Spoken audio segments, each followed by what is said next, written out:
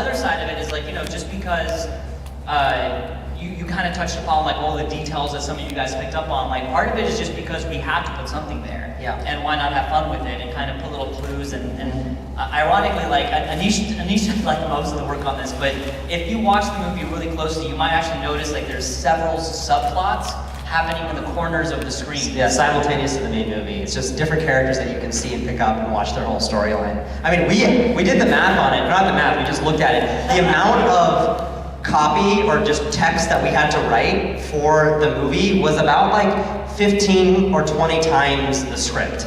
And it was all done while we were writing it, and then being like, shit, there's like a whole other, the worst was like the Gmail front page. Oh my gosh. That shit was so much work. Like, okay, which character haven't we seen in a while? Like, okay, what's their development, their storyline? But my favorite is like, and this is all credit to Aneesh, like, in the story, in the world of the story, apparently a week before the movie starts, David and Kim had gone on like a date, like on another drink sometime. Yeah. Hey. So like Hannah Couch, he like messages him on iMessage. On the corner, you can see like one of his messages. She's like, "Hey, I had a great dinner. I'd love to get another drink, maybe this week."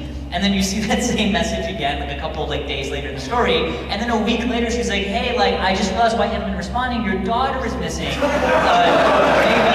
Maybe next week you're available." Like Aneesh was able to put all these clues throughout the entire thing. In fact, I remember like one time I was watching the cut and I saw in the Gmail you put an email from Sev from me. Did I really? You put that in, like I was watching the movie and like I paused it and like for a brief moment. Or are you calling the whole plot? Is that you? Yeah. The Sev. Okay, so there's one part if you pause it where Sev, the character Sev, Which like does not exist. predicts the entire plot accurately. It's just like I'm pretty sure it was the detective's kid and what's going on. Yeah, it's like this whole thing. There are so many movies that use technology, that try to be modern, try to be ahead of the curve, try to talk about the age we live in now. But this is not the cynical one. This one is not about like, oh, the things that connect us actually disconnect us. It's like, no, this is like, these are our lives. We all have phones. Wait, do you guys use FaceTime that much?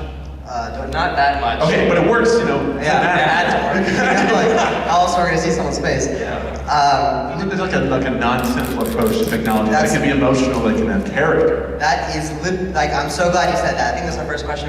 That's one of the biggest reasons I think I was so attracted, and eventually, I mean, like, everyone was so attracted to the project, but I don't know, I feel like every time you go on Facebook or Instagram, or like you see these PSAs, or just Black Mirror, or just anything that's going around, everything is about how negative technology is, and like how much it hurts us, and how much it alienates us, and how obsessed we are with lights and all that stuff. And there's obviously veracity to all of that, like it's true to a big degree. But for us, it was just like, that's just one slice of a pie. That's just saying like, that's like, look at this hammer, the hammer is bad. And it's just like, you can't put a value judgment on that because you can use it for 1,000 different things. So like for us, it was the big objective with this. The reason we were so excited about it was that like this movie in a way could use technology and show hopefully a more holistic picture as far as its use goes.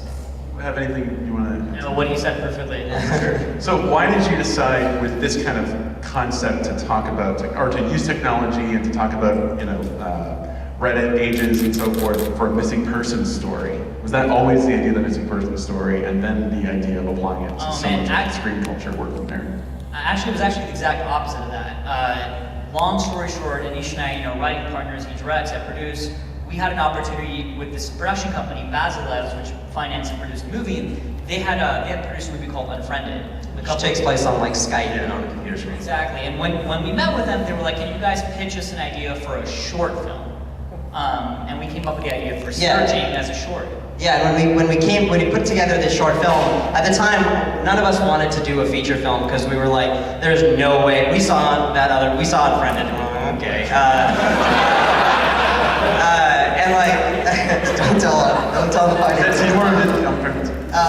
Yeah, Unfriended too. No, Unfriended as well. Yeah. It was the same production company. And it's all for obvious reasons. I think for all the right reasons, we were like, there's no way we're ever going to do this. But a short film sounds interesting to us. So basically, we came back. We had an idea for first Search. It was called Search then. but now it's called Search Inc. But it was the short film of that. And I remember being back in LA for a Google photo shoot, and they were like called us into a meeting, and it was Seb and I sitting across like a desk of financiers and producers and all that, and they were like, hey, we actually don't want to make this as a short, we want to make this as a feature. Seb and Aneesh, you guys can write it, Seb, you can produce it, Aneesh, you can direct your first movie and we'll finance the whole thing, what do you guys say? And immediately I said no. And it was just like, instinctual reaction that I had, that I was just like, oh shit. And this guy's like, I was like literally like kicking him, like, what was that? Sorry.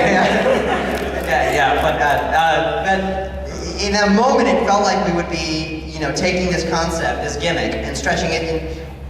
We'd take something that we found a way to work in 8 minutes and stretching it right back into a gimmick, and that's like not what you want to do as a first movie, let alone any movie. So we left the room, and I said no, and Seth said we'll keep in touch. And we left, and we kept talking about the sort of like enormity of the opportunity, and like how, and I knew like no first-time filmmaker ever gets told like here's the money to make a movie, like regardless of the conceit that they were asking us to do. So we're like, okay, the way we like do justice to this idea or like justice to the opportunity is by talking our way into a wall. We know we're gonna hit a wall. Like let's just talk our way into it. If we find something, we find something. But like we're gonna hit a wall. And then one day we didn't hit a wall. Like one day we texted each other saying, hey, I have an idea for an opening scene. And he's like, I have an idea for an opening scene. We got on the phone. I was in Brooklyn at the time. He was in LA. And we both pitched each other the exact same opening scene, which is that like Pixar meets like Google commercial opening montage. Well, how the hell that's crazy. But most of all, in that opening scene, there was something about it that we were just like, whoa, it all of a sudden felt emotional, it felt thrilling, it felt like there were characters here. Our goal was with the opening sequence was that if people watch that, they might just forget after 5 minutes that what they're watching is taking place on a computer screen. Yeah, which was something that the other films before it, we didn't think that had accomplished. And we're like, well, if you can make people feel that way, even periodically throughout a full movie, that's awesome. Maybe we should swing for that. So I quit my job, moved to LA, and we made a movie. Wow, congratulations.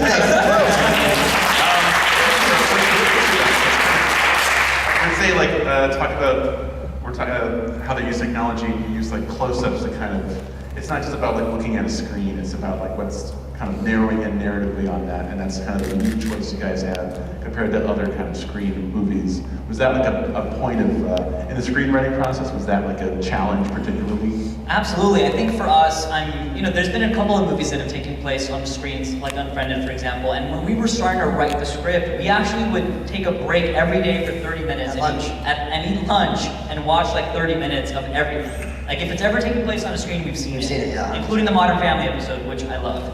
And basically for us, one thing that we found was that there's been 100 years of cinematic techniques developed over the past 100 years, and those screen movies didn't take advantage of those. And we're like, why can't we have close-ups and zooms and camera moves and cinematic storytelling in a way that hasn't been done?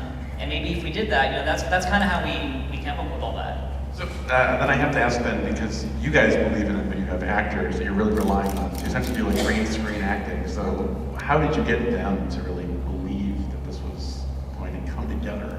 Oh man. Or at what point did this even click?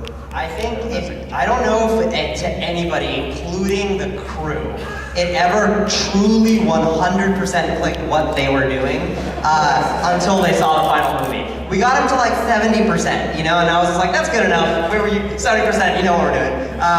But to convince them, both of them, but first John, because we had to cast an entire family around John, so he was the first person we went after. To sort of convince. You're basically asking them to leap into the dark, and I'm nobody, I'd never made a movie before. I just was this 25-year-old kid just being like, hey, John Cho, want to be in a movie, takes us on a screen.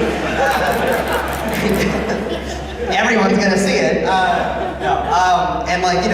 It was just a lot of convincing people because anyone's first, reaction to this is there's no way that this is gonna work. And it was our first reaction too, so it was constantly trying to take people through our own hesitations about the project and why we were saying yes to it after so long. you know, there's a lot of ups and downs, like how we got John Cho is a crazy story. He said no to the project at first, and like I basically had to beg him, and he said yes, purely just based on like me being like, trust me, please, please, please. So it was like a lot of asking people to take a huge leap of faith with us, and a huge credit goes to the actors especially, because like they didn't have to do this, and like it was a huge risk at every point in it, and everyone around them, no one would have blamed them for saying no to this project. Can you